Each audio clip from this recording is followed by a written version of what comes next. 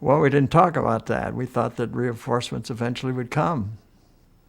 But of course, they didn't. And the concentration as far as American forces were down into Australia and over in the Far East, or over in the European theater, and the battle in North Africa. So there was a certain amount of real uncertainty. Well, there was a lot of talk. Are we going to, and rumors that we were going to have reinforcements, but they were just rumors. They just didn't come, and we were placed on half rations in January of '42, and we knew we had very limited supplies.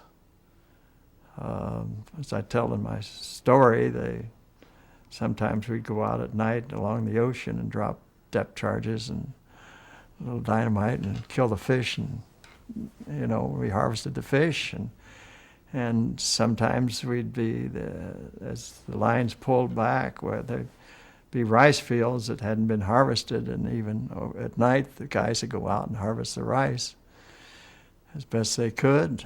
And so we began, and then of course we butchered all of our horses. We had 1,000 horses, and so we were eating horse meat when we could get it.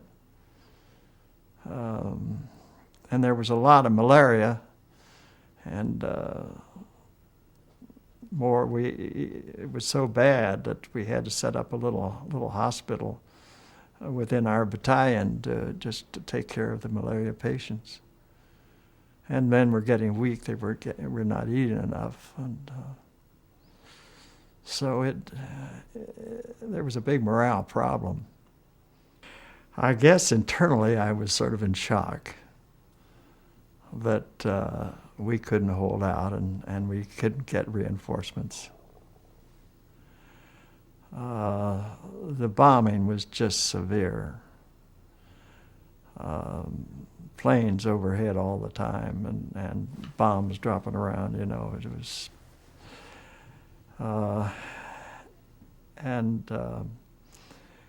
We just began a retreat down toward Marvelas, which is at the end of the line of Bataan, or Peninsula of Bataan. It was just a rout.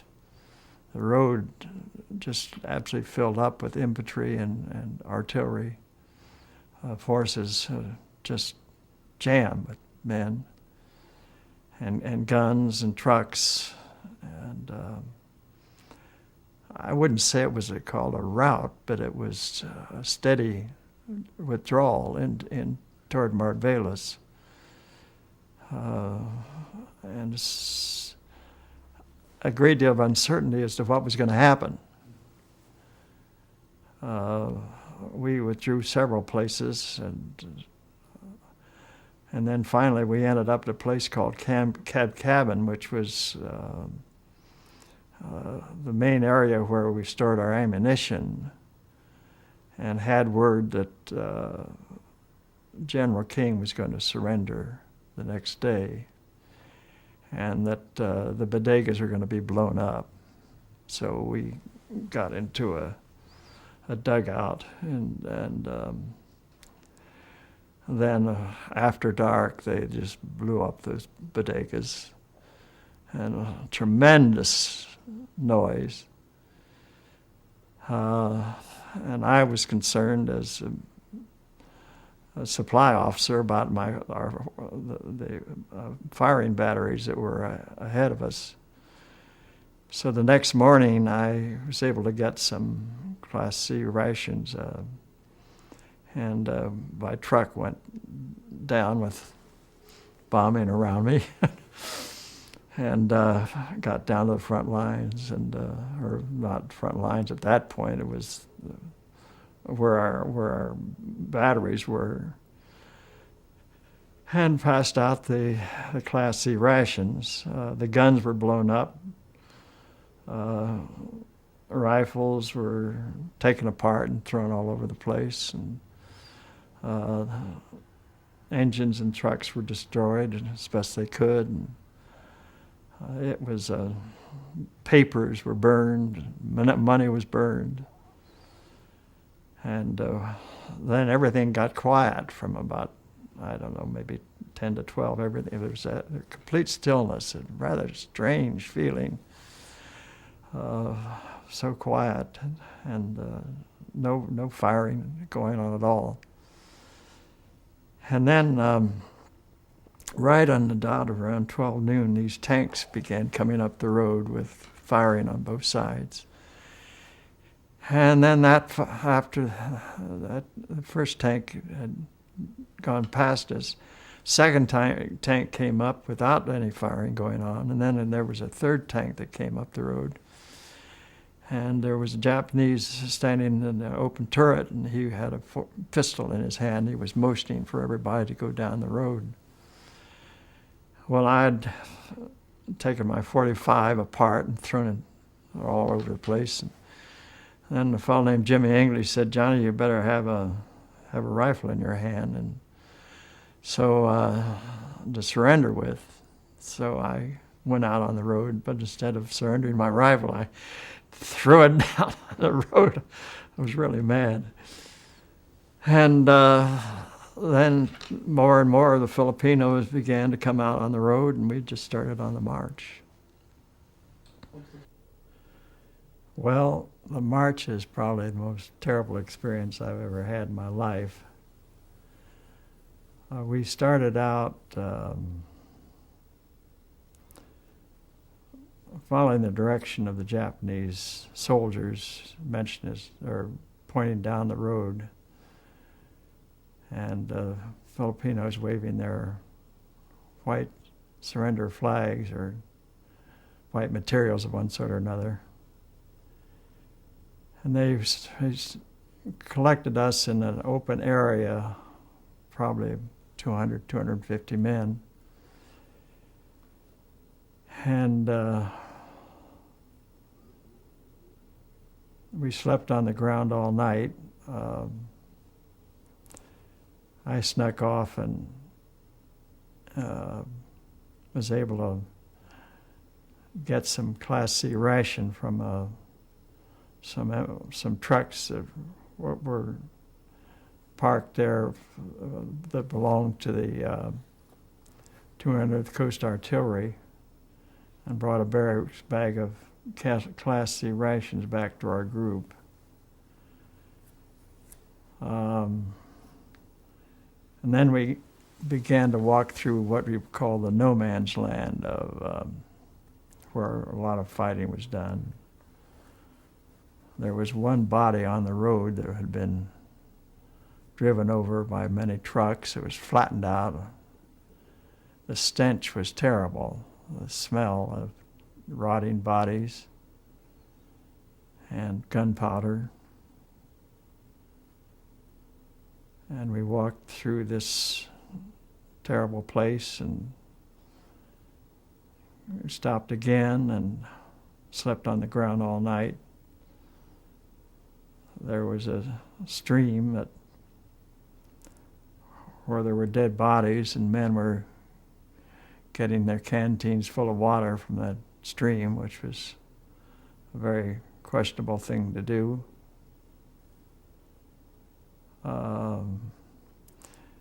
As you walk down the road, there would be firing of stragglers being shot and beaten with long bamboo poles.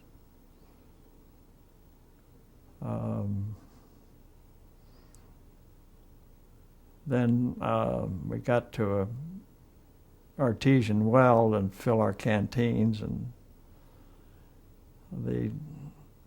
I got mine full, but then after I got it full, a Japanese came up to me and took it away from me, which made me very angry. And I started going for him, but then a couple of guys grabbed a hold of me and said, "Johnny, come on, can't do that." So I was without any water, and somebody gave me a bottle that had had quinine in it, and I got that full of water, but on the other hand, it wasn't long till it fell on the road and broke. So I was really desperate, and I guess I'd lost my little hat, that I'd thrown away my helmet and had a little campaign hat, and I somehow or other, I guess in my sleep, I'd forgotten about it, and so I didn't have any hat on. And we marched another day and came into another encampment, barbed wire around a area, maybe an acre or so, and the Japanese gave us some rice to eat that was pretty well scorched, nothing else but rice. And after another night, we started out again. It rained, and we walked all night.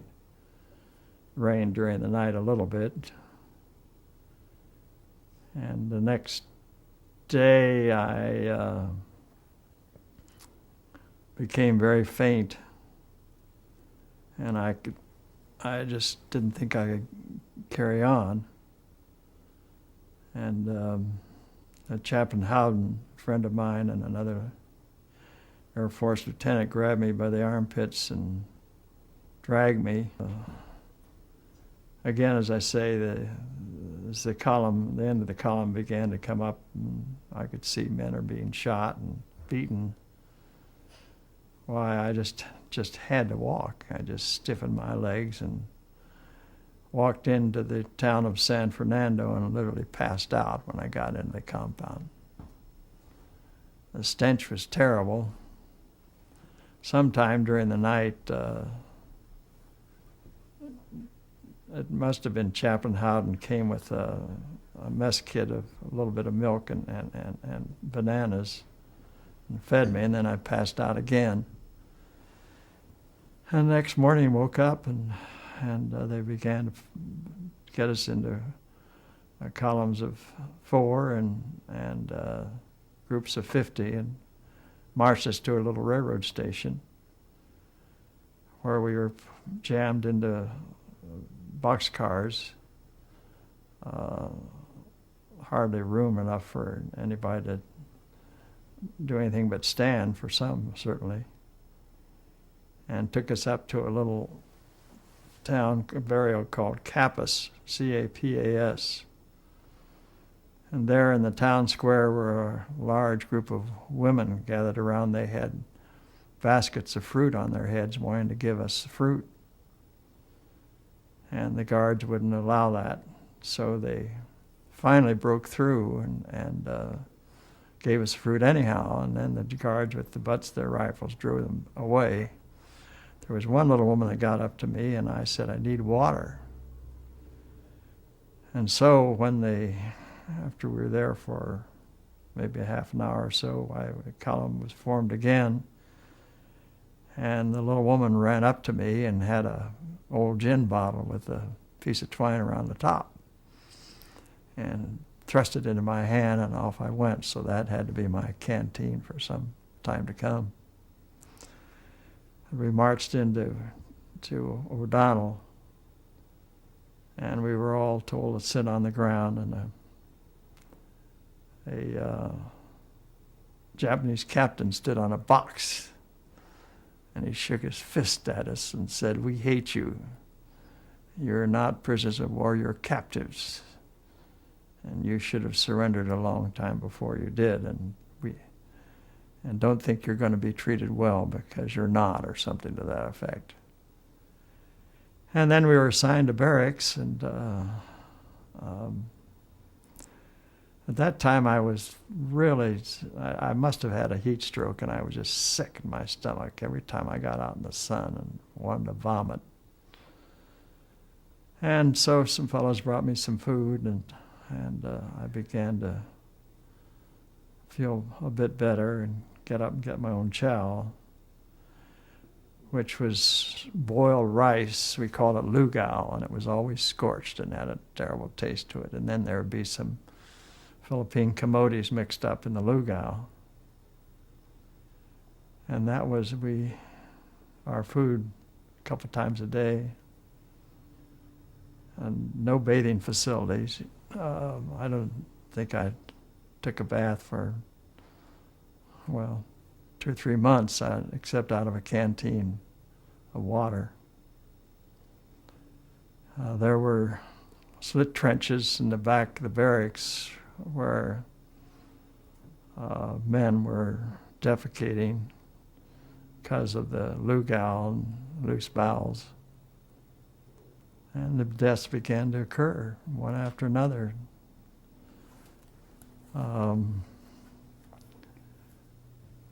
It was just as horrible a situation as you could possibly imagine. And there were at least 500 Filipinos dying a day and up to 60 to 80 Americans. There were something like over 20,000 Filipinos that died in the roughly 3 to 4 months that we were in that camp. From the surrender on April 9th to your delivery to your first prisoner of war camp, how many days were you traveling? How long did that take? I would say about 6 days. 6. Yeah, in history, starting with the press and later on historians, the U.S. surrender and the transit to prisoner of war camps came to be called the Bataan Death March. Mm-hmm. You guys wouldn't have called it that. No. Do you remember when you first heard that label for it? Oh, sometime later, after the war was over. After the war was over? Yeah. Not even in 45 or when the conflict was still going on. Young people growing up today, when they see movies about Americans or anybody in prisoner of war camps during World War II, see someone in a prisoner of war camp and stationed there for however long the war lasts or until that person escaped or died. Okay, how many different prisoner of war camps were you in? I was in 4. 4. And how was that unusual compared to other men that you knew? That number of camps, moving around that often?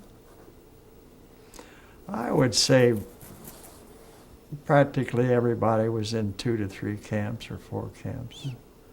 It just depended. Now you take a fellow who'd lost his legs, for instance, he might be in Bilibid the whole time, and that was in Manila. Mm-hmm.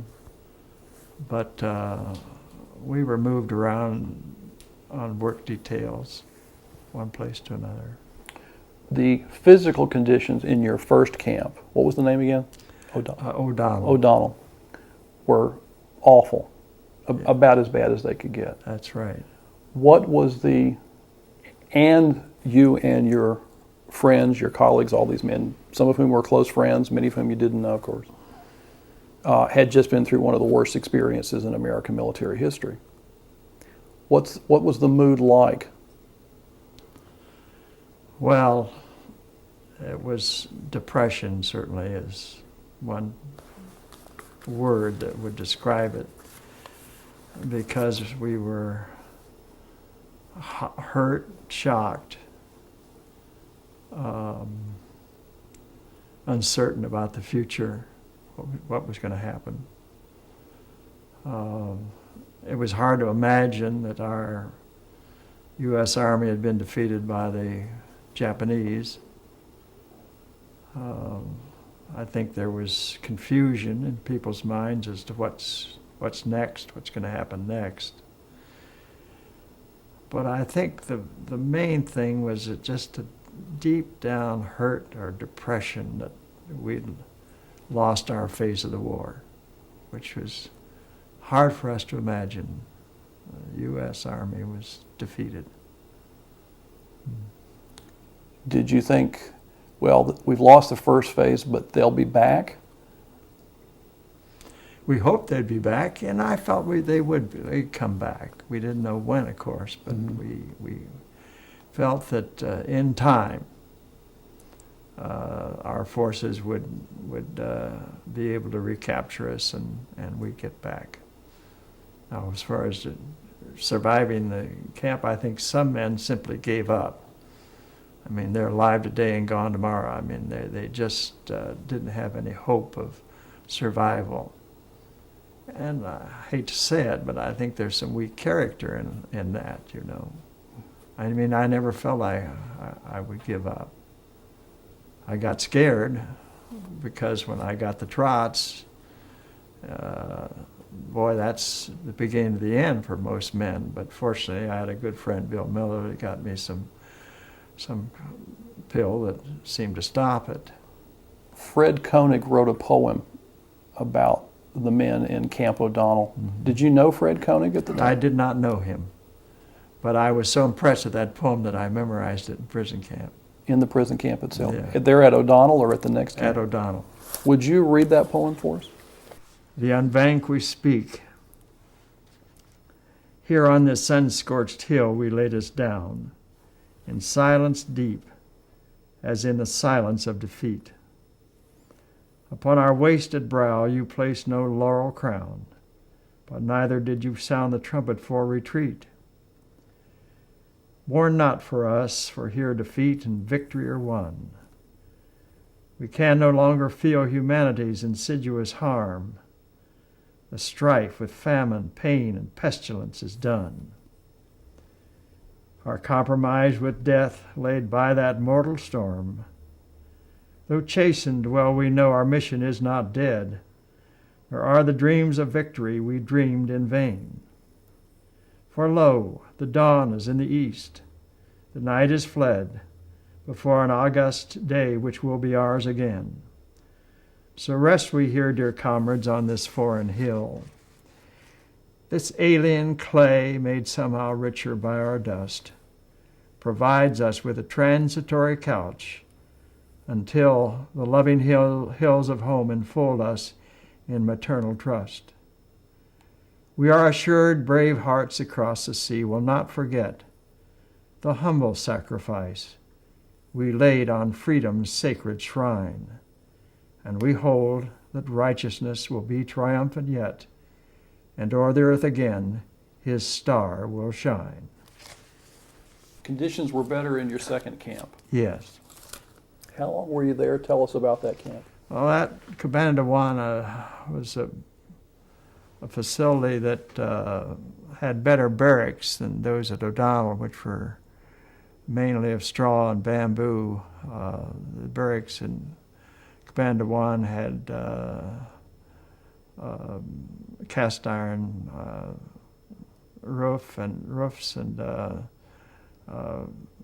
well-made bamboo sides and wood flooring, while the other was just dirt flooring.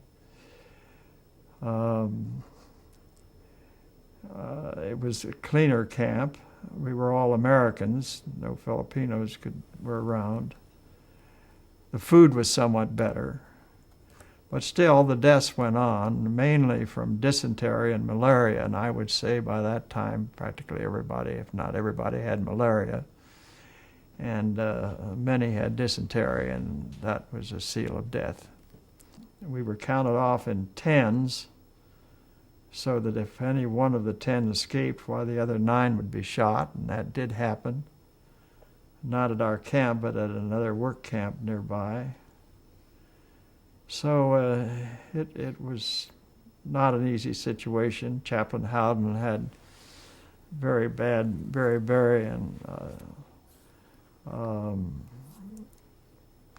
he was close to death. And so when we heard that 1,000 men were to go down to southern island of Mindanao, why, he was one of the first on the list. Maybe we could save his life. And I was not on the list, but I traded with somebody else and got on the list so I could be near him.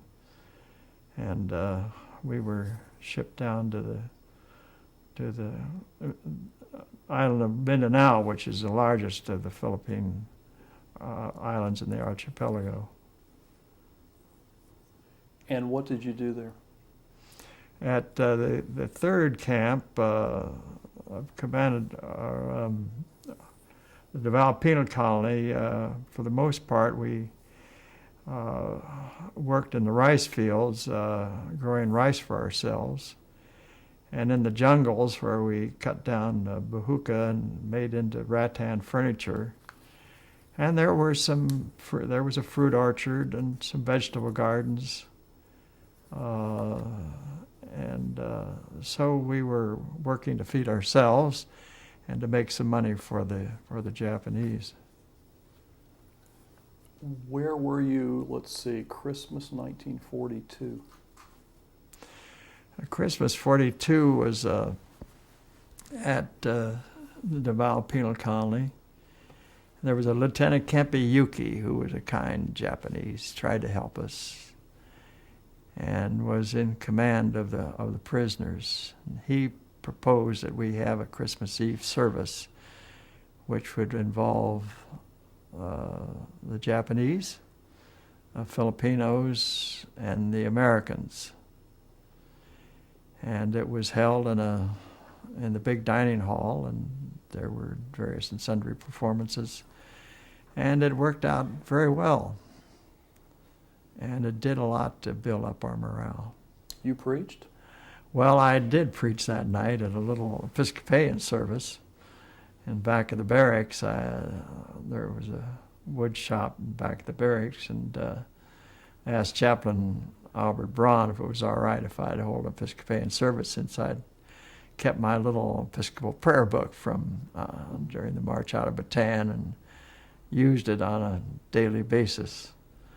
So he agreed, and after the show was over, those Episcopalians that wanted to come were met there in the old wood shop. I guess there were about 25, 35, or 40 people that met. And I had a pretty typical Episcopalian service. Terrible sermon. What was the text? Do you remember? Oh, I don't remember.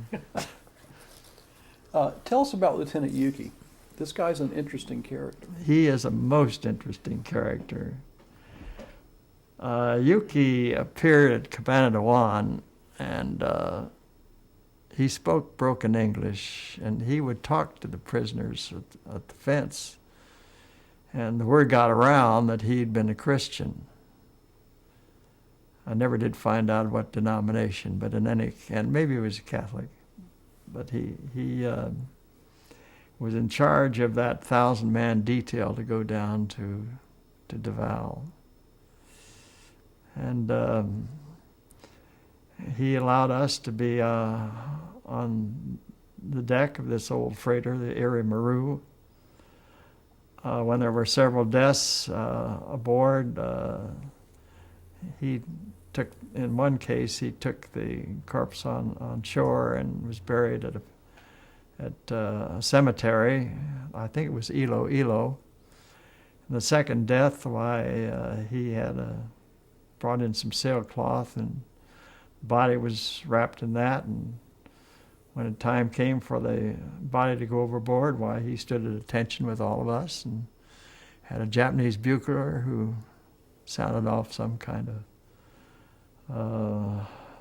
Japanese piece of music. I'm not sure what it was, of course.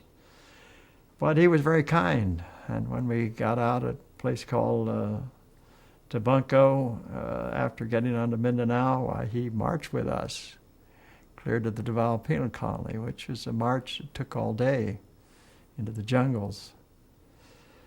So I was impressed with him. And at Christmas time, we had this Christmas show event, and he was very pleasant in helping to put it together. I know he was able to get communion wine and wafers for the Catholic chaplain, Captain Albert Braun. And then a couple months after Christmas, some of the Americans said, Lieutenant Yuki, how about our going out to the vegetable gardens and the fruit orchards without guards? And he said, well, if you agree not to escape, I'll let you do that. So it was discussed and agreed that there would be no escape. Well, it wasn't very long after that 8 Americans and 2 Filipinos and 2 American enlisted men took off. And of course, Yuki lost his job as command of American prisoners. Did they take off while in the orchard? Or was that Yeah, they went out on that orchard detail, and then they took off from the orchard.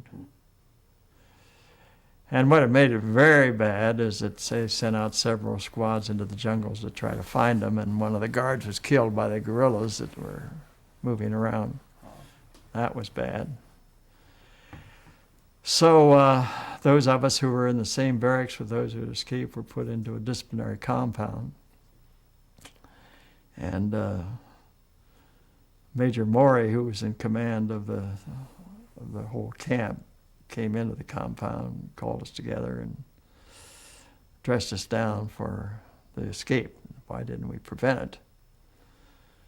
And then after he left, Yuki spoke to us, and he said that he was very sorry that the thing had happened, that he felt that we'd made an agreement